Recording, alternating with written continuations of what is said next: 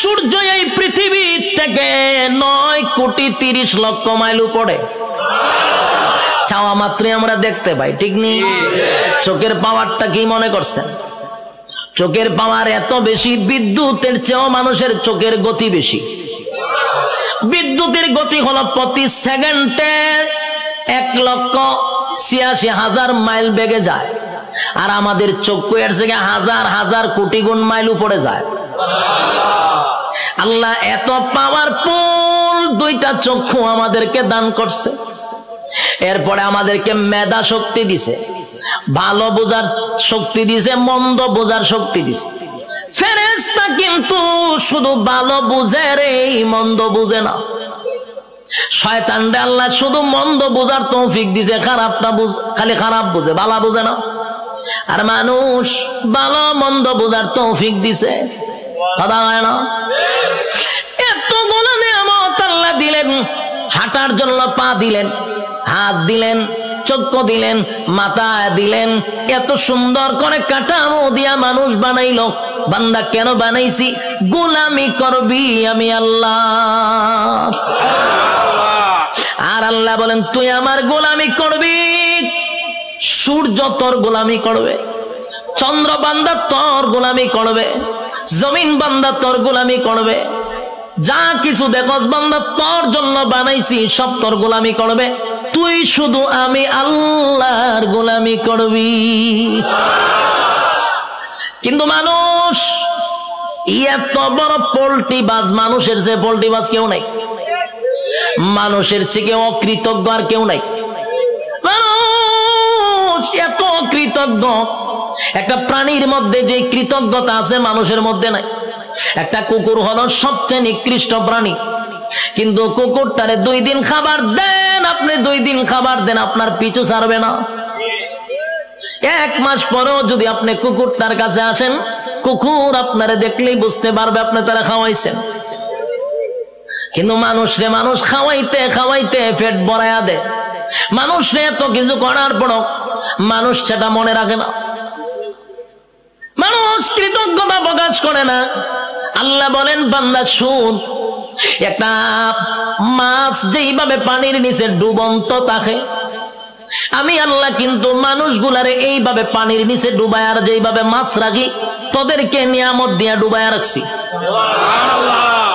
নিয়ামতের মধ্যে আমরা ডুবন্ত, মাছ যেইভাবে পানির নিচে ডুবন্ত, বান্দারে আমি তোরে নিয়ামত দিয়ে এইভাবে ডুবায় রাখছি। বান্দা শুন, এতগুলা নিয়ামত আমি আল্লাহ তোরে দিলাম, কোন নিয়ামতের অস্বীকার করবি? পারবেন না।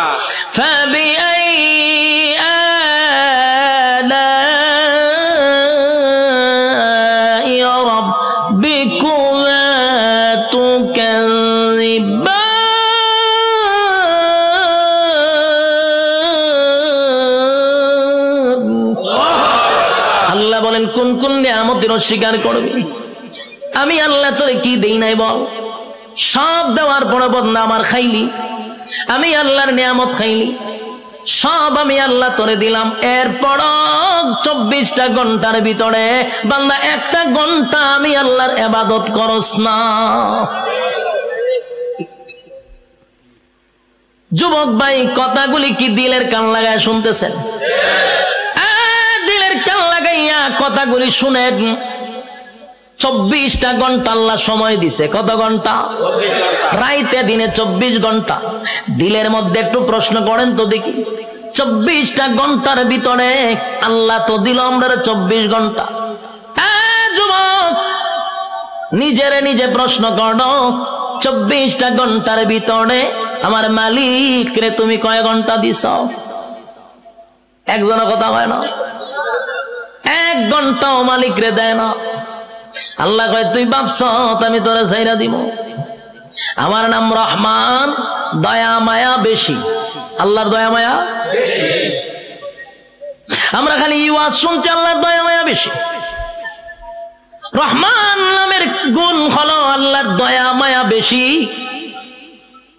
আল্লাহ যত বড়, আল্লাহর মায়া দয়া তত বড়। শুধু ওয়াজটা শুনছি, কিন্তু এরপরের ওয়াজ শুনছেন। আল্লাহ বলেন আমি যত বড়, বান্দা অত বড়, আমি সবাইরে ছাড় দেই কিন্তু ছাইরা দেই না। ফেরাউনরে আমি ছাড় দিছি, ফেরাউন্নারে আমি ক্ষমতা দিছি। ক্ষমতা দেওয়ার পরে নিজেরে নিজে খোদা দাবি করছে। ফেরাউন খোদা দাবি করছে, আল্লাহ তার এরপর ছাড় দিছে। কিন্তু যখন বেয়াদবি করছে পয়গম্বরের সঙ্গে, আল্লাহ কয় আর তোরে ছাড় দেওয়া যায় না। ফানিতে সুবাইয়া সুবাইয়া ফেরাউন্নারে মারছে, ছাইরা দিছিনি।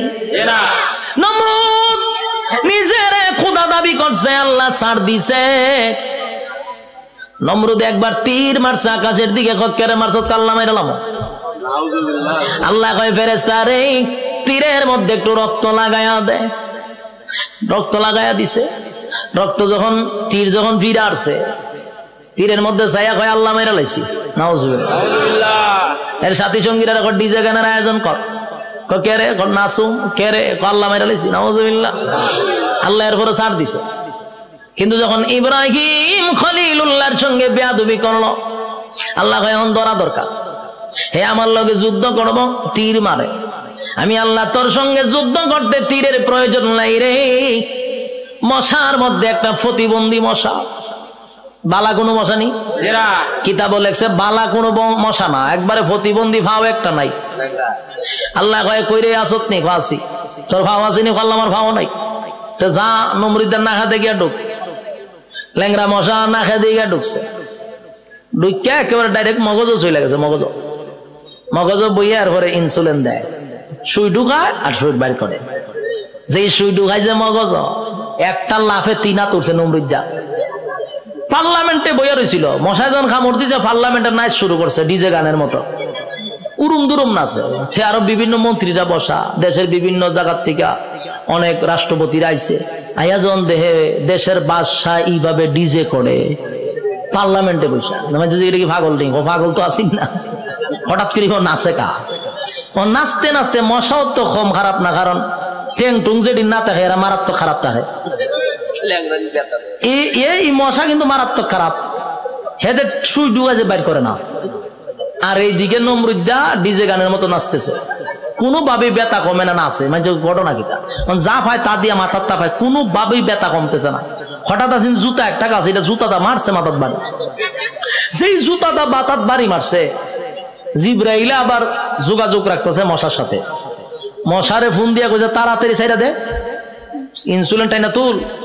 যখন হে সুই টান্দা তুলছে, ব্যথা ছাড়ছে। এখন নমরুদে জুতার পাইছে, সব বনাস কি একটা জিনিস। বারে দিলাম মাথার ব্যথা দিল সাইরা। জুতার মধ্যে কোনো ওষুধ আছে নাকি? আসলে কি জুতার কোনো ওষুধ আছে? এটা আল্লাহ বেজ্জতি করার একটা সিস্টেম। জুতাটা বাড়িছে, ব্যথা কমে গেছে, তার মানে জুতা আল্লাহ ব্যথা কমাইতেছে। এখন এই জুতা রেখে দিছে দাঁড়ে, রেখে টেনশনে করে আছে, কি ব্যথা উঠলো, জুতাটা বাড়ি দিলে ছেড়ে দিল।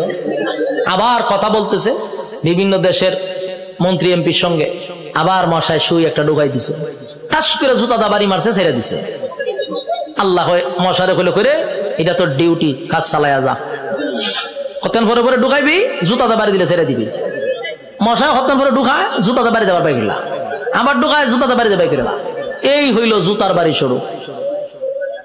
তখন নমরুদ্দা একা একা জুতাটা কত বাইরিত, হাতে ব্যথা ধরে লায়। তাই একজন লোক রাখছে, ধরে মাসে এত টাকা বেতন দিমু, হেজিকে চাকরি কি দেখো জুতা দেখালে ভিডা নেই। তাও খারে দেশের বাদশারে। তো এইরকম যদি আমারে নিত, আমি তো বললাম টেকা টোকা লাগতো না, আমি খালি জুতাটা ভিডাম আপনারে, আমার টেকা তেমন লাগতো না। বাস্তব নেই। দেশের একজন বাদশা যদি হয় আমার জুতাটা ফিডাইবা, আমার কি বেতন লাগবো না? আমার মনের ভিতরে যত জিদ আসিন সব মিলাম একটা বাড়ির সাথে, ঠিক নেই? জুতা দেখ একটা বাড়ি দিমার ঘুমায় আনে, এটা অত সালের একটা জুতার বাড়ি। দ্বিতীয় বাড়ি দেখো, এটা অত সালের একটা বাড়ি। এক সালে এক যন্ত্রণা বুক করছে, আর তোর জুতাটা বাইরিতেছি, টেহারা হম নেই। এই লোক হয় যে আমি বাসার জুতাটা বাইরামো, আমার টেকার দরকার নাই, আপনি আমার চাকরিটা দেন। চাকরি দিছে, এখন পার্লামেন্টে বেশা বৈশা কথাবার্তা বলতেছে, যখন মশা কামড় দেয় ইশারা দেয় তাড়াতাড়ি দেয়, পাশে জুতাটা ঠাস করে পিছন দিয়ে বাড়ি মারে। দেশের মানুষ বিভিন্ন দেশ থেকে আসে, আইসা কয় যেই বাসার ইজ্জত নাই, মানছে তারা জুতাটা বাইরা, এর সাথে আবার কি এর বৈঠক হঠাৎ থেকে, এটা ভাগল, এখান থেকে এক বেজ্জতি। তো জুতাটা বাইরিতে বাড়িতে প্রথম তো শখে শখে জুতাটা বাইরেছিল, ঠিক না? জুতাটা যে বাইরেছে প্রথম তো শখেই বাইরেছে, আনন্দে বাইরেছে, কিন্তু বাইরিতে এখন তো বেচারার বিরক্ত হয়ে পড়ছে। আর কত বাইরিতে খানা খাইতে পারে না, ঘুমাইতে পারে না, বাথরুমও যাইতে পারে না, খালি বাইরা। এই বেচারা হয়েছে বিরক্ত, এমন অবস্থা হয়েছে এখন জুতাটা বাইরে নিয়ে লাগে হতান পরে পরে। বাথরুমে গেছে, একটা বাথরুম করতে গেন টাইম নাই না, জুতাটা বাড়ি দেয়, সে বিপদে পড়ছে না, খানা খাইতে পারে না। এই বেচারা কয় এর যদি আমি জুতাটা বাইরিতে থাকি আমি এমনি মরে যাবো গা, খাওয়ার নাই ঘুম নাই তো আমার মরণ হই, তে একবার এর মাইরি মরে যাই। এখন হে কইল সিদ্ধান্ত নিয়েছে না এমন মরম চাকরি না করলে আমার গরদান যাইব, আর আমি যদি চাকরি করতে চাই আমি এমনি মরে যাবো গা, তে এক বালা হেরে মাইরা মরে যাইয়া। তখন একদিন জুতার বদলা বড় একটা মুগুর লইছে, আমরা এটা কিতা কই মুগুর কইনি, মুগুর লইছে একটা, লইয়া পিছে বইয়া রইছে। যখন জুতাটা বাড়ি দে তখন মুগুর লইয়া যৎকান শরীরে শক্তি আসিন একটা বাড়ি দিছে, মাথার দুই ভাগ হয়ে যা। ল্যাংরা মশা যে মাথার ধরেছেন ছায়া দেয়, ছাদ নাই, ছাদ নাই, মশায় চিন্তা করবো যেরকম একটা নোংরা পরিবেশে আর বন যায়, মশা গেছে গা, নমরুদ্দা শেষ নি। কার সাথে পাল্লা লইছিল? আল্লাহ মারছে কেমনে? জুতা দা ফিডাইয়া মারছে। এই জন্য আল্লাহ ছাড় দেয়, ছেড়ে দেয় না। বুঝসারে চিনুন না আপনারা? এখানে যারা বয়স 30 আছে এরা বুঝসারে চিনব। ডব্লিউ বুশ হে কিন্তু কম করছে না, এইটা আমরা দেখছি। হে অনেক মুসলমানের রক্ত দিয়া গোসল করছে, হে কম করে নাই। শেষে আল্লাহ হেরও কিন্তু সাংবাদিকের জুতাদা ফিটাইছে, এক সাংবাদিকের জুতাদা বাড়ি মারছে। আর এই জুতার দাম অনেক হয়ে গেছে গা, মিডিয়ন জাদুঘর আছে। আল্লাহর মায়ের আস্তে আস্তে ছাড় দেয়, ছেড়ে। যারা জুলুম করতেছেন, যারা জুলুমের মধ্যে আছেন, যাই না রাখেন জুলুমের শেষ আছে। যারা জুলুম করে তাদের দুইটা শাস্তি, একটা দুনিয়ায় একটা পরকালে। দুনিয়ায় ততক্ষণ না পর্যন্ত আপনার মৃত্যু দিবে না যতক্ষণ আপনাকে দুনিয়াতে আল্লাহ চরম পর্যায়ের বেজ্জতি না করবে। চরম পর্যায়ের বেজ্জতি করার পর আপনার মৌত দিবে আল্লাহ। এরপরে পরকালে তো আছে কুবা শামসুর মতো, ইচ্ছা মতো কুবাইব। বাস্তব না বাস্তব? সাইজ কিন্তু আল্লাহ ছেড়ে দিত না, জনমের সাইজ করবো। এই জন্য যারা জুলুম করেন স্পষ্ট শুনে রাখেন, প্রথম নাম্বার কথা হলো ততক্ষণ না মরবেন না যতক্ষণ আপনার আল্লাহ দুনিয়াতে চরম পর্যায়ের বেজ্জতি না করবে, অপমান করবে। এরপরে মৃত্যু দিবে, আর পরকালে তা আছে। ওয়াং সাং সুচি কি তাই ইজ্জতে আসেনি, তাইরে জনমের দেওয়া দিতাছে, এখন বন্দি করে রাখছে। বারবার মুসলমানের রক্ত খাইছিল না, তাই রক্ত চুষা খাইতেছে। আরো বেজ্জতি হইব, আরো দেখবেন সামনে, অপেক্ষায় থাকেন। বাকিটা দেখার বয়স আপনারা রয়েছে, আল্লাহ দেখাইব। আল্লাহ বলেন ছাড় দেই কিন্তু ছেড়ে দেই না। আমি যখন ছাড় দেই বুঝিস না আমি তোরে ছাইরা দিছি। ধরব যেদিন আমি আল্লাহ ধরব, জনমের ধরা ধরব, পৃথিবীর কেউ তোরে রক্ষা করতে পারবে না। আমি আল্লাহর নিয়ামত খাইয়া আমি আল্লাহর নাফরমানি করস, ছাইরা দিব না, কিন্তু জনমের ধরা ধরব। যুবক ভাই, আমি আপনাদের উদ্দেশ্যে বলতে চাই, আল্লাহর দেওয়া নিয়ামত খাইয়া, নিয়ামত খাওয়ার পরে যে আল্লাহর নাফরমানি করতেছি, রাইতে দিনে 24 ঘন্টা পাইয়াও 1টা ঘন্টা আল্লাহরে দেই না। ইমাম সাহেব যদি বলে আসেন না একটু নামাজে যায়, উত্তর দেয় হুজুর নামাজের সময় নাই। যদি কয় আসেন না মাহফিলে যাই, আমার সময় নাই। বেচারা খুব ব্যস্ত, সময় নাই, সময় নাই, সময় নাই, যে কোনো বিষয় লোক আমার সময় নাই। প্রশ্ন হলো তোমার সময় নাই, সময় নাই, কিন্তু যেই লোকটা বলছে নামাজের জন্য সময় নাই, ওয়াজ মাহফিলের জন্য সময় নাই, এই লোকটারই দেখবেন ব্যবসার জন্য সময় আছে, চাকরির জন্য সময় আছে, বন্ধুদের আড্ডায় সময় আছে, বিশ্বকাপ খেলা 90 মিনিট দাঁড়ায়া দেখার সময় আছে, বিভিন্ন জায়গায় আড্ডায়, কফি আড্ডায় সময় আছে, সব জায়গায় বেচারার সময় আছে। সময় নাই শুধু আল্লাহর বেলা। আল্লাহ বলেন সময় তো আমি দিছিলাম, সময় কাটা দিছে। আল্লাহ বলেন সময়ের মালিক আমি, আমি তোরে সময় দিলাম রে, আমার দেওয়ার সময় সময় পাইয়া আমারে দিলি না, মন গড়া সময় নষ্ট করলি। বান্দা আমি পাই পাই পাই পাই করে তোর কাছ থেকে হিসাব নিব। বান্দা হিসাব না দিয়া সামনে আগাইতে পারবি না। আপনারা কি তা মনে হয় আল্লাহ আমরা সেইটা দিব হিসাব না নিয়া? হিসাব নিব। আগেই বলছি অতগুলা নিয়ামত আল্লাহ আমরা দিছে, এমনে ছেড়ে দিত না হিসাব না নিয়া। কথা কয় না? একটা এক্সাম্পল দিই, সহজে বুঝতে পারবেন। আপনারা মনে করেন চরপেশন সবচেয়ে ভালো হোটেল, সেখানে মনে করেন একজন লোক ঢুকছে খানা খাওয়ার জন্য। একজন লোক ঢুকছে, ঢুইকা যারে অর্ডার দেয় তার নাম কি? মেসিয়ার। মেসিয়ার হইলো ভাই খানা নিয়ে আয়। কি আছে তো দেখবেন মেসিয়ারের একটা অভ্যাস হইলো একটা নাই 50টা নাম কইব। গুড়া মাছ আছে, বড় মাছ আছে, উইল মাছ আছে, তারপরে আপনার গুরু আছে, ছাগল আছে, কতটা হয় না? আমি অনেক সময় কিচ্ছু বুঝি না চাই তাই একটা না হয়, আমি ভাই হাফিজি বড় লাগতো না, তুই আস্তে আস্তে একটা একটা করে ওদিকে আমি খাইতাম নাম জায়গা এত নাম কয় একটাও একটা হয় না, লাস্ট গুরুরা ইয়াদ আছে। তো এই লোক যখন এতগুলা নাম কইছে চিন্তা করলো এতগুলা নাম কইছে কোনটা কম কয়, আচ্ছা সব লইয়া যা। মেসিয়ারে আনতেছে, টেবিল সাজাইছে, খাইতেছে। খানা দেখে মেসিয়ারে দে লক্ষণ বালা না, যে যিনি টেকা নে উনারে কি কয় ম্যানেজার, কেশিয়ার তো ম্যানেজার। ম্যানেজারের কাছে গেছে মেসিয়ারে গিয়ে কয় স্যার ওই যে লোকটা খাইতেছে দেখছেন নি? দেখছি তো। কাম না আমার একটা অনুমতি দেন। কি অনুমতি? কয়ের ইচ্ছা মতো কিন্তু ফিটাইতাম। ম্যানেজারে জিগা কাস্টমারে খানা খাইতেছে তুই ফিটাইতে কা? কয়ের লক্ষণ বালা না, যেই পরিমাণ খাইতেছে হিসাব দিতে পারতো না, তাই একটু ফিডামো। ম্যানেজারে কয় কাস্টমারের কাজ কি? খাওয়ান। তোর কাজ কিতা? দেওন।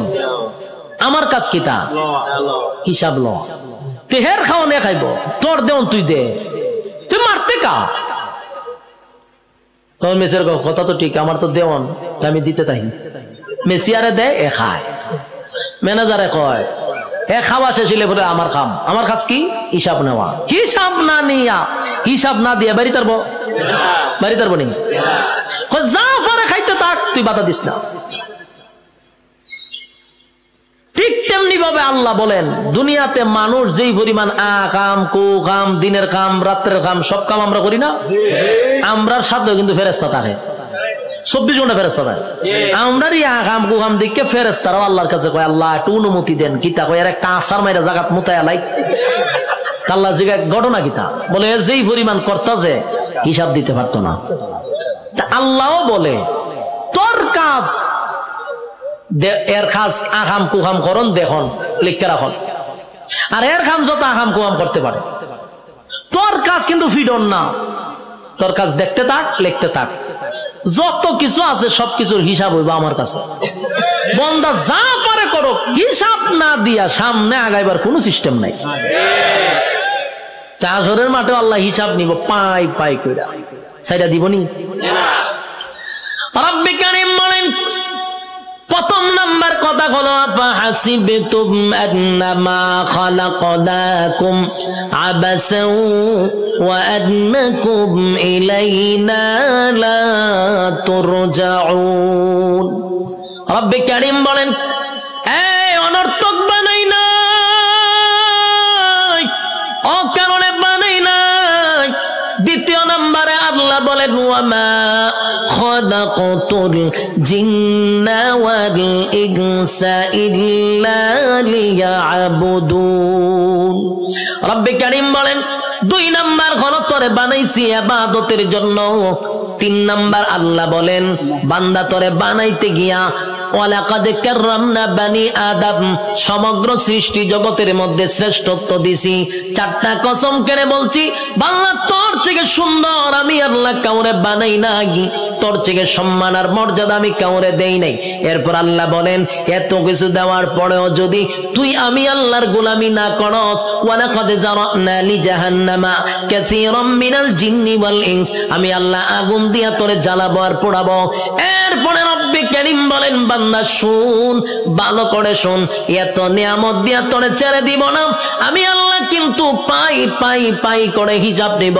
কুল্লু নাফসিন বিমা কাসাবাত রাহিনা, প্রত্যেকটা মানুষ তার কৃতকর্মের জন্য আল্লাহর সামনে জবাব দিতে হবে। হিসাব সারা ছেড়ে দিব না। রব্বি কারীম বলে হিসাব নিব গো, হিসাব ছাড়া আমি আল্লাহ কাউকে ছেড়ে দিব না। এই যে দুনিয়াতে যা করি সব হিসাব হবে। আল্লাহ বলেন শুন বান্দা, যখন প্রত্যেকটা মানুষের হায়াত শেষ হয়ে যাবে, মালাকুল মউত আজরাইল সামনে হাজির হবে, তার একটা কিয়ামত হবে। কি হবে? কিয়ামত কিন্তু দুই প্রকার, একটা হলো যার যার কিয়ামত, আর একটা হলো সমষ্টিগত কিয়ামত। কথা বুঝতেছেন? সাউন্ড একটু উঠান, একটু উঠান। একটা হলো যার যার কিয়ামত, আর একটা হলো সমষ্টিগত কিয়ামত। আল্লাহ রাসূল বলেন যার যার কিয়ামত সম্পর্কে বলেন মাম্মা তা ফাকাত কামাত কিয়ামাতুহু, যে যখন মারা যায় তার কিয়ামত তখন শুরু হয়। আমি যদি স্টেজে এখন মারা যাই, আমার কিয়ামত এখান থেকে শুরু হবে। আরেকটা হলো সমষ্টিগত কিয়ামত, সেই কিয়ামতটা হলো কিয়ামতে কুবরা, এটা বড় কিয়ামত। সেটা বাঁশির মাধ্যমে হবে। ইসরাফিল আলাইহিস সালাতু ওয়াস সালাম যখন বাঁশি ফু দিবে, আল্লাহ বলেন এই গোটা পৃথিবীর যা কিছু তোমরা দেখো, বিশ্ব পরিস্থিতির পরিসমাপ্তি আমি ঘটায়া দিব। এটা হইল সমষ্টিগত কিয়ামত। ইদা জুলজিলাতিল আরদু জিলজালাহা, জমিনের মধ্যে তখন জালজালা শুরু হবে, ভূমিকম্প শুরু হবে। যখন যে একটা ভূমিকম্প হইছে 13 সেকেন্ড, 13 সেকেন্ডের ভূমিকম্পে সব শেষ হয়ে গেল। আর ওইটা যে শুরু হইব, ওইটা 13 সেকেন্ড না, 13 ঘন্টা না, এটা চলতেই থাকবে। পাহাড় গুলি তুলার মতো উঠতে থাকবে। বিল্ডিং তো দূরের কথা, পাহাড় উইরে উইরে চলবো। এই ভূমিকম্প থামবে না। কুল্লু মান আলাইহা ফান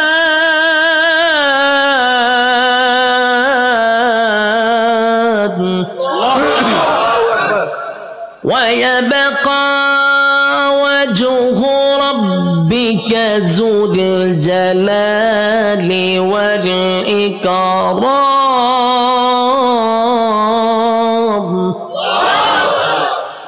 সব শেষ করব।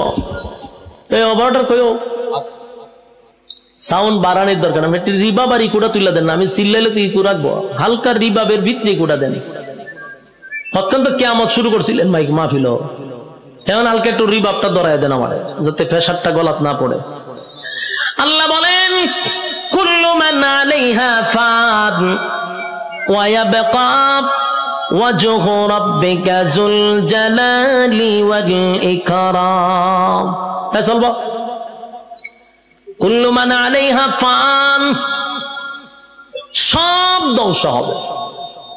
ওয়া ইয়াবকা ওয়াজহু রাব্বিকা যুল জালালি ওয়াল ইকরাম, শুধু আল্লাহ ছাড়া সব ধ্বংস।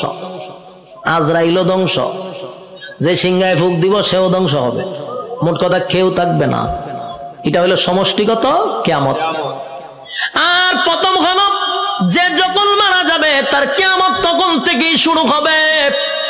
যুবক ভাইরা আমার, আল্লাহ বলেন প্রত্যেকটা মানুষের কিয়ামত আছে রে। যে যখন মারা যায় তার কিয়ামত শুরু হয়ে যায়। যেদিন মারা যাবেন আল্লাহ বলেন হিসাব নেওয়ার জন্য আল্লাহ পুনরায় আবার আমাদেরকে দাঁড় করাবে। আলোচনার শুরুতে একটা কথা বলছিলাম, আমরা কিন্তু এই পৃথিবীতে পরীক্ষা দিতে আসছি, ইয়াদ আছে? পরীক্ষা দিতে আসছি। বলুন তো রেজাল্টটা কোথায় দিবে? রেজাল্ট কিন্তু পরকালে হবে। আল্লাহ কয় রেজাল্টটা দেখানোর জন্য আবার তোদেরকে পুনরায় আমি জীবিত করব। আল্লাহ বলেন সিংহায় যখন ফুঁক দিব সব ধ্বংস হয়ে যাবে রে। সব ধ্বংস হওয়ার পরে সর্বপ্রথম আমি আবার জীবিত করব ইসরাফিল আলাইহিস সালাতু ওয়াস সালামকে। আবার আল্লাহ বলবেন সিংহায় ফু মার। যেই মাত্র আরেকবার ফু দিবে, ওই শেষের ফুয়ে প্রত্যেকটা মানুষের বডির ভিতরে আল্লাহ আবার রূহ দিবে। কাদা থেকে আবার রুহু পাইয়া মানুষগুলি মাটি গঠন হবে, আবার পুনরায় বডি গঠন হবে। কাদা মাটির থেকে আবার আপনি ওইটা দাঁড়াবেন, যেখানে দাঁড়াবেন, যেখানে বৈশা ওয়াজ শুনতাছেন সে জায়গাটাই হবে হাসরের মাঠ। যেখানে বই আওয়াজ শুনতাছেন এটা হাসরের মাঠ হবে। এই পৃথিবীটাকে আল্লাহ হাসরের মাঠ বানায়া দিবে।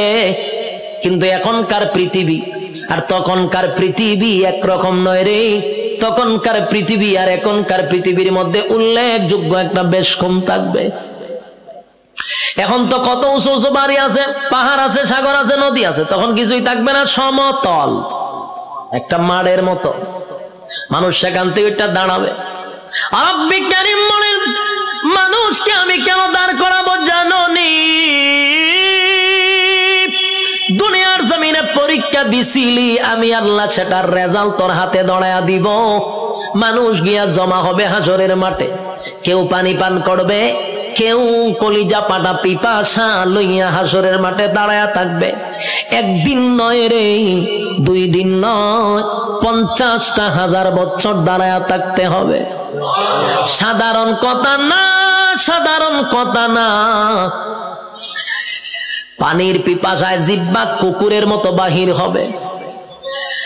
আল্লাহর পয়গম্বর বরকতে হাত দিয়া কাউকে পানি পান করাবে, আর কেউ পানি না পান করে হাসরের মাঠে দাঁড়ায়া থাকতে হবে।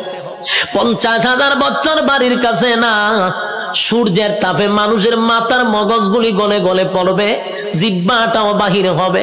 এই অবস্থায় যে কত হাজার বছর মানুষগুলি একটা সময় বিরক্ত হইয়া চিৎকার দিবে আর বলবে, মালিক রে, জান্নাতে দেও না হয় জাহান্নামেই দেও, হাসরের মাঠে আর ভালো লাগে না, সেখান থেকে আমাদেরকে সরায়া দাও। আদম নবীর থেকে লইয়া ঈসা রূহুল্লাহ পর্যন্ত মানুষ সবার কাছেই যাবে একটু আল্লাহর কাছে সুপারিশ করার জন্য।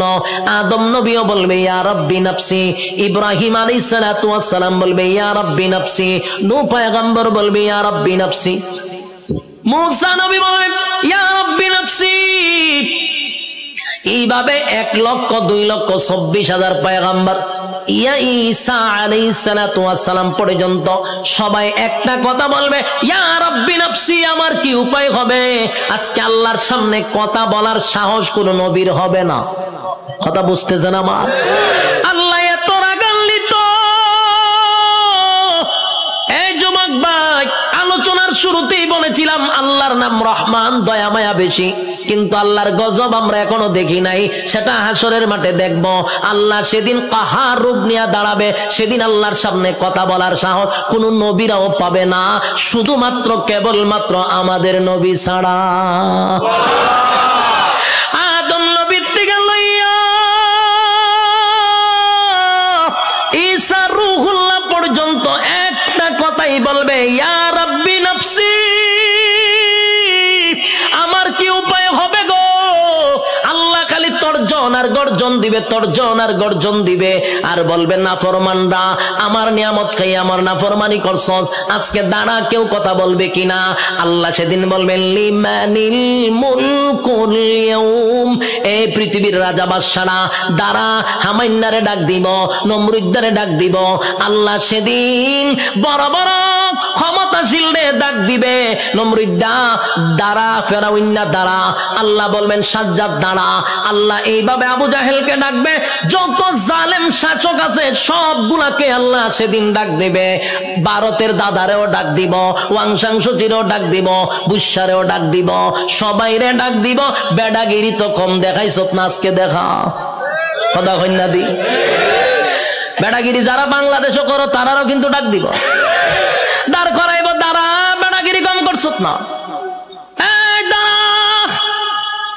নির্দোষ আলেমদেরকে সাইজ করছ, দাঁড়া, আজকে দেখি তোর ক্ষমতা কতটুকু আছে। দাঁড়া, ক্ষমতা দেখতে লই আমি দাঁড়া। কেউ কথা বলবে না, নিস্তুপ হয়ে যাবে। কথা বলার সাহস আছে নি কেউ? এখন এনে কত বেড়াগিরি, এখন বেড়াগিরি অভাব নাই। সেদিন কেউ কথা বলবে না, কেউ কথা বলবে না। আল্লাহ তখন নিজেই কইব লিল্লাহিল ওয়াহিদিল কাহার, আজকের একমাত্র ক্ষমতা আমি আল্লাহ। এই ভয়াবহ পরিস্থিতিতে কেউ কথা বলার সাহস পাবে না। আল্লাহ নিজেই কোরআনে বলেন, ইয়াউমা ইয়াফিরুল মারউ মিন আখিহি ওয়া উম্মিহি ওয়া আবি ওয়া সাহিবাতিহি ওয়া বানি। কিয়ামতের মাঠটা এমন হবে, মা তার সন্তানের পরিচয় দিবে না, সন্তান মার পরিচয় দিবে না, বাবা তার সন্তানকে চিনবে না, পরিচয় দিবে না, চিনলেও পরিচয় দিবে না, ভালো করে চিনবো পরিচয় দিত না।